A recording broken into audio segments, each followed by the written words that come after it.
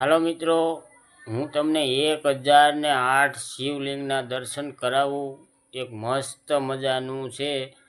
Junagadh Visavadar highway road touch Muktanand બાપુના આશ્રમની પહેલાં આવશે। જુનાગઢથી આવો તો, વિસાવદરથી આવો તો પછી આવશે।